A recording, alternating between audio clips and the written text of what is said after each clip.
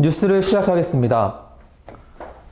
청와대는 박근혜 대통령에 대한 탄핵 소추안 표결을 이틀 앞둔 오늘 담담한 태도를 보였습니다. 박 대통령은 어제 4월 퇴진, 6월 조기 대선의 당론을 수용했는데요. 이에 앞으로의 상황을 지켜보는 일만 남았다고 밝혔습니다.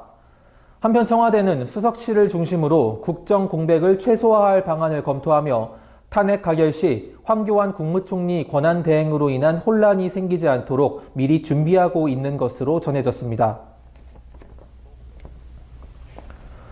고병원성 조류 인플루엔자 AI 확진이 계속되고 있는 충남 천안 아산 지역 축산 농가들이 구제역에도 긴장하고 있습니다. 도 가축위생연구소와 가축위생방역지원본부 천안 아산시는 지금은 AI 차단 방역에 주력하고 있지만 AI가 지나간 뒤 소나 돼지 사육 농가가 구제역에 노출될 수 있어 방역 대책을 서두르고 있다고 밝혔습니다. 자치단체 인접에서 과거 구제역이 발생했고 일부에서는 구제역 바이러스가 여전히 잔존해 있다고 보고 예방접종에 주력하고 있습니다. 우리나라 만 15세 학생들의 읽기와 수학 성적이 OECD 회원국 중 상위 수준으로 나타났습니다. OECD는 오늘 회원국 35개국을 포함해 72개국의 만 15세 학생 약 54만 명을 대상으로 한 국제학업 성취도 평가 2015 결과를 발표했는데요. 평가 결과 우리나라는 OECD 회원국 가운데 읽기는 3위에서 8위, 수학 1위에서 4위, 과학은 5위에서 8위로 상위권에 올랐습니다. 그러나 하위 수준 학생 비율이 3년 전보다 증가해 기초학력 향상을 위한 지원책 마련이 필요한 것으로 분석됐습니다. 아이돌 그룹 샤이니의 멤버 종현이 SM 엔터테인먼트의 디지털 음원 공개 채널 스테이션에 44번째 주자로 참여했습니다. 스테이션은 SM 소속 가수들이 1년 52주 동안 특정 요일에 디지털 음원을 출시하는 하나의 브랜드인데요.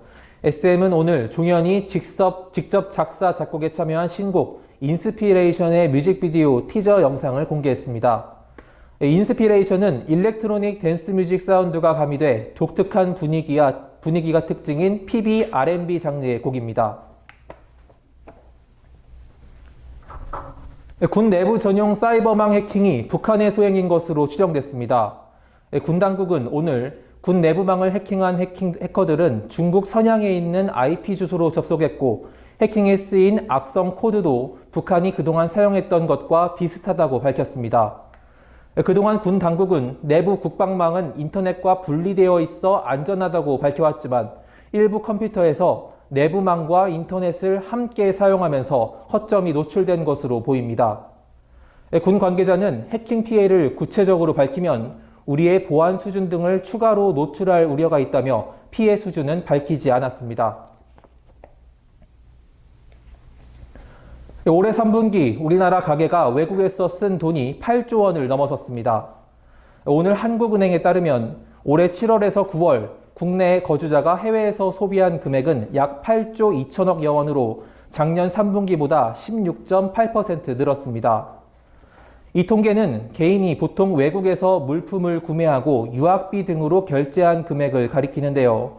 가계 소비에서 해외 지출 비중이 점점 커지고 있는 것은 저가 항공 노선의 활성화와 추석 연휴 등으로 해외여행이 그만큼 많았기 때문으로 풀이됩니다. 어젯밤 아시아나 여객기가 러시아에 비상 착륙했습니다. 어제 오후 2시 50분께 인천을 출발한 런던행 아시아나 여객기에서 엔진 근처에 연기가 감지됐다는 경보가 울렸고 이륙 8시간 만에 러시아의 한티만시이스크 공항에 비상 착륙했습니다. 해당 항공기에는 승객과 승무원을 포함해 197명이 타고 있었는데요. 탑승객 전원은 모두 무사한 것으로 전해졌습니다. 아시아나 항공 측은 연기 감지 장치에 오류가 있었을 가능성이 큰 것으로 보인다고 말했습니다. 다음은 연예계 소식입니다. 가수 김유나가 오늘 솔로 정규 4집의 앨범 재킷과 뮤직비디오 촬영 이미지를 공개했습니다. 타인의 고통이라는 타이틀이 적힌 이미지는 신비로우면서도 몽환적인 모습을 담아내고 있는데요. 김유나는 오는 12월 8일 솔로 정규 4집 앨범을 발표하고 다음 날부터 단독 공연을 시작하며 왕성한 활동을 펼칠 계획입니다. 소속사 측은 이번 앨범이 김유나의 깊어진 세계관을 담아낸 수작이자 최고의 앨범이 될 것이라고 소개했습니다. 해운대 LCT 비리 의혹을 수사 중인 부산지검은 현기환 전 청와대 정무수석과 문현금융단지 2단계 개발 시행사 대표와의 자금 거래를 집중 조사하고 있습니다. 검찰은 현 전 수석이 시행사 대표 S씨로부터 1억 원 상당의 금품과 함께 고급 차량과 운전기사 등을 지원받은 정황을 포착하고 대가성 여부를 추궁하고 있습니다. 검찰은 또 LCT 실소유주 이영복 회장이 올해 7월 초 현 전 수석에게 수표로 45억 원을 건넨 사실을 확인하고 돈의 성격을 수사하고 있는 것으로 알려졌습니다. 새누리당 이정현 대표는 대통령 탄핵을 지금이라도 중지하고 4월 퇴진, 6월 대선으로 가는 문제를 국회가 생각해야 한다고 강조했습니다. 이 대표는 당 최고위원회에서 일부 언론 보도와 진술만으로 대통령 탄핵 사유로 삼는 선례가 생기면 앞으로 선출직 공직자가 안정적으로 일을 할 수 있겠느냐며 이같이 말했습니다.